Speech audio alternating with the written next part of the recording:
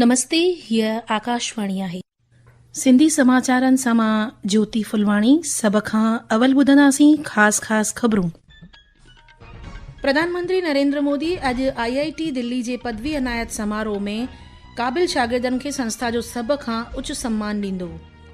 भारतीय अदायगी इदारे वाज़ह कयो त ग्राहकनि ऐं नंढनि वापारियुनि वास्ते UPI ज़रिए अदायगी मुफ़्त रहंदी।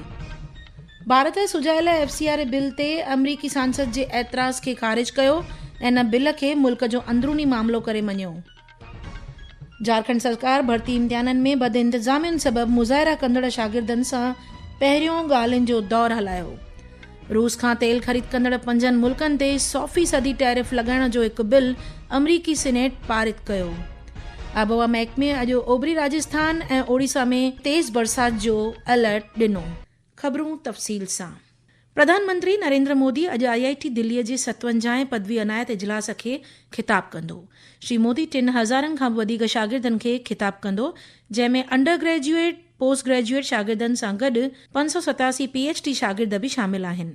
इन ॾिस में सोशल मीडिया जी हिकु पोस्ट में प्रधानमंत्रीअ चयो त खोजना ऐं नवनि तौर तरीक़नि जहिड़नि अहम तइलीमी खितनि में IIT संस्था जो योगदान सारा जोॻो आहे। इन ॾिस में IIT जे डायरेक्टर रंजन बैनर्जीअ ॿुधायो त इस कॉन्वोकेशन में 3000 से अधिक ग्रेजुएट्स डिग्रीज ले लेंगे। कॉन्वोकेशन में हमारी एक नई supercomputer Param Pragya AI based supercomputer 250 petaflops, one of the most powerful supercomputers in an academic environment launched by our prime minister. प्रधानमंत्री IIT दिल्लीअ जे सोनीपत कैंपस में AI ते मदार रखंदड़ सुपर कंप्यूटर सहूलियत जे परम प्रज्ञा जो बि इफ़्तिताह कंदो। भारतीय अदायगी इदारे चिठो कयो आहे त UPI ज़रिए डिजिटल अदायगी ग्राहकनि लाइ मुफ़्त आहे ऐं बरक़रार रहंदी। वापारी तबिके खां बि डिजिटल अदायगीअ लाइ का बि डल या नुर्ख कोन वरितो वेंदो। हिकु रिपोर्ट। UPI के जरिए लेन देन पर चार्ज लगने की खबरों ने आम उपभोक्ताओं और छोटे दुकानदारों के बीच चिंता पैदा कर दी थी। इस भ्रम को पूरी तरह दूर करते हुए payments council of India PCI ने साफ किया है कि ग्राहकों के लिए UPI सेवाएं पूरी तरह मुफ्त बनी रहेंगी। डिजिटल इंडिया की रफ्तार को बनाए रखने और वित्तीय समावेशन को सुरक्षित रखने के लिहाज से ये स्पष्टीकरण एक बड़ा राहत देने वाला कदम है। PCI ने कहा है कि UPI देश की महत्वपूर्ण डिजिटल व्यवस्था बन चुका है, जिसका इस्तेमाल करोड़ों लोग रोजाना करते हैं। बढ़ते लेन देन को देखते हुए सुरक्षा, तकनीक और ढांचे को मजबूत बनाए रखना जरूरी है, ताकि भविष्य में भी UPI उपभोक्ताओं और कारोबारियों के लिए सुचारू रूप से काम करता रहे। समाचार कक्ष से फरहत नाज। गृह मंत्री अमित शाह अॼु मुंबईअ में राष्ट्रीय शहरी सहकारी माली ऐं विकास निगम लिमिटेड NUCFDC जे नए दफ़्तर जो महूरत कंदो। इन मौके ते अमित शाह महाराष्ट्र जे राज्य शहरी सहकारी बैंक महासंघनि ऐं ज़िलनि जे एवज़ियुनि सां बि ॻाल्हि ॿोल कंदो। कार्यक्रम दौरान UNCFDC ऐं राष्ट्रीय फॉरेंसिक साइंस यूनिवर्सिटीअ जे विच में हिकु समझौते जी ॾे वठि कई वेंदी। आयुष्मान भारत डिजिटल मिशन जे तहत राष्ट्रीय सिहत इख्तियारीअ जे स्कैन ऐं रजिस्टर शेवा 25 करोड़ OPD रजिस्ट्रेशन जी हिकु अहम हासिलात हासिल कई आहे। भारत फ़क़ति कुझु सालनि में 1000 किलोमीटर खां बि वधीक सलामत क्वांटम संचार क़ाइमु कयो आहे। इहा जदीद ऐं सभ खां वधीक सलामत फिज़िक्स ते आधारित हिकु डेटा ट्रांसफर तकनीक आहे। भारत विदेशी अंशदान तरमीम बिल ते अमेरिका सांसद पारां खयल ऐतराज़ खे रद्द कयो आहे। परॾेही वज़रात जे तर्जुमान रणदीप जायसवाल नईं दिल्लीअ में चयो त बिल जो मामलो मुल्क जो अंदरियो मसइलो आहे ऐं इन ते फ़ैसिलो मुल्क जी पार्लियामेंट कंदी आहे। उन ईअं बि चयो त अमेरिका समेत केतिरनि ई मुल्कनि में बि परॾेही नाणे जे वहिकिरे खे क़ाबू करण लाइ कानून मौजूदु आहे। ही ख़बरूं तव्हीं आकाशवाणी तां ॿुधी रहिया आहियो। वधीक ख़बरुनि जे लाइ तव्हीं असांजी वेबसाइट newsonair.gov.in खे फॉलो करे सघो था। इहे ख़बरूं तव्हीं असांजी YouTube channel air news Gujarat ते बि ॿुधी सघो था। झारखंड में JPSC ऐं JSSC इम्तिहाननि में बंद इंतज़ामिया सबबि शागिर्दनि जो एहतजाज जारी आहे। अहिड़े में झारखंड सरकार ऐं शागिर्दनि जी वफ़द विच में काल्ह देर शाम दस्तूरी ॻाल्हियुनि जो पहिरियों दौरु थियो। इन विच में मामले जी जांच में ऐं सियासी सरगर्मियुनि में भी तेजी आई है। असांजे नुमाइंदे वधीक ॿुधायो।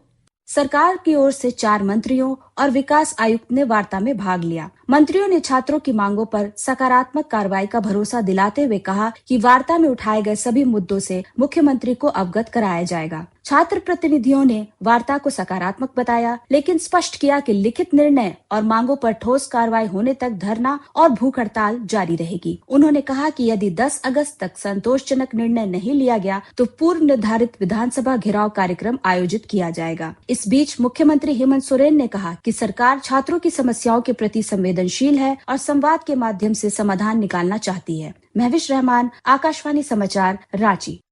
मुत्तहिद जमायत जे general secretary Antonio Guterres Pakistan जे कब्ज़े वारे जम्मू कश्मीर में मुज़ाहिरीन जे मौत ते बेरियाव जांच जी घुर कई आहे। मुत्तहिद जमायत जे डिप्यूटी नुमाइंदे फरहान हक़ चयो त जेकॾहिं शांति के नमूने मुज़ाहिरा कंदड़नि खे को नुक़सान पहुतो आहे त इन लाइ ज़िम्मेवार माण्हुनि खे जवाबदारी खणणु घुर्जे। हिकु रिपोर्ट। संयुक्त राष्ट्र के मानवाधिकार प्रमुख वोल्कर टुर्क ने अशांति के दौरान हुई सभी मौतों की जल्द, निष्पक्ष और गहन जांच की मांग की थी। इनमें प्रदर्शनकारी और सुरक्षा बल दोनों शामिल हैं। पाकिस्तान के कब्जे वाले जम्मू कश्मीर में चुनाव में कथित गड़बड़ियां और स्थानीय विधानसभा चुनाव में बाहरी लोगों के लिए सीटें आरक्षित किए जाने के विरोध में प्रदर्शन जारी है। खबरों के मुताबिक ज्वाइंट अवामी एक्शन कमेटी के नेतृत्व में हुए हाल के प्रदर्शन में करीब 50 लोगों की मौत हुई है। समाचार कक्ष से अमीशा। इज़राइल जे प्रधानमंत्री आपसी भाङे भाईवारीअ जे मुख़्तलिफ़ पहलुनि में तरक़ी जे जाइज़े बैदि प्रधानमंत्री नरेंद्र मोदीअ जा शुक्राना भजिया। श्री नेतन्याहू काल्ह Shri Modi ji social media post जे जवाब में इहा ॻाल्हि चई। केरल जे सभिनी ज़िलनि में अॼु बि तेज़ बरसात लाइ अलर्ट जारी कयो वियो आहे ऐं 7 ज़िलनि में ऑरेंज अलर्ट भी आहे।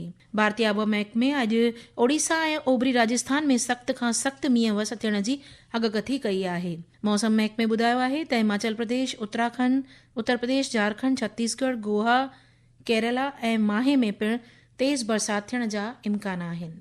अमरीकी सीनेट रूस ऐं चीन सां गॾु ॿियनि मुल्कनि खे ॾंड ॾियण जे लिहाज़ खां हिकु ख़ासि बिल खे घणाई सां बहाल कयो आहे। अमेरिका दावा कई त चीन ऐं ॿिया मुल्क रूस खां पेट्रोलियम उत्पादन ख़रीद करे रहिया आहिनि, जंहिंसां रूस खे यूक्रेन जंग में मदद मिली रही आहे। रांदियुनि लाइ रुख वराईंदे उज़्बेकिस्तान में रशियाई youth and junior weight lifting चटाभेटी में भारत जी तितली मांझीअ चांदी जो तमग़ो खटियो। भारतीय grand master R Praggnanandhaa America जी सेंट लुइस में मुंतज़िम रैपिड ऐं ब्लिट्स चैंपियनशिप जो ख़िताब हासिल कयो। ऐं Korea Masters super 300 badminton tournament में रक्षिता रामराज ऐं अश्मिता चालिया महिला सिंगल्स जे सेमीफाइनल में पहुतियूं। भारत ऐं श्रीलंका जे बिजली खिते में बाहिमी सहकार ते काल्ह नईं दिल्लीअ में जाइज़ा बैठक थी। बैठक में भारतीय एवज़ी मंडल जी सरबराही मरकज़ी बिजली ऐं रहायशी तोड़े शहरी कार्य मंत्री मनोहर लाल कई।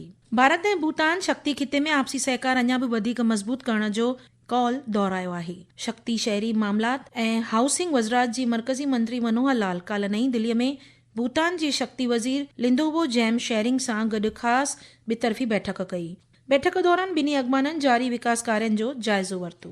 मिज़ोरम जे मुख्यमंत्री लाल दोहोमा काल्ह नईं दिल्लीअ में Google for education, BRICS entrepreneur alliance ऐं इंडिया टुडे ग्रुप जे नुमाइंदनि सां केतिराई बैठकुनि जा दौरा कया। मुलाक़ात में आर्टिफिशियल इंटेलिजेंस, सैर व सफ़र खिते जो वाधारो ऐं राष्ट्रीय सतह ते मिज़ोरम जी सुञाणप वधाइण ते ध्यानु ॾिनो वियो, जंहिंसां स्कूलनि जे क्लासरूम में तइलीम ऐं AI जो गॾिजी अमल करे शागिर्दनि लाइ पढ़ाई दिलचस्प बणाए सघिबी। आख़िर में ख़ासि ख़बरूं हिकु बार ॿीहर ॿुधंदा।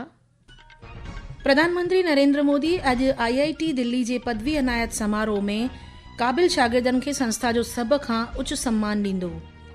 भारतीय अदायगी इदारे वाज़ह कयो त ग्राहकनि ऐं नंढनि वापारियुनि वास्ते UPI ज़रिए अदायगी मुफ़्त रहंदी। भारत सुझायल FCRA बिल ते अमरीकी सांसद जे ऐतराज़ खे ख़ारिज कयो ऐं न बिल खे मुल्क जो अंदरूनी मामिलो करे मञियो।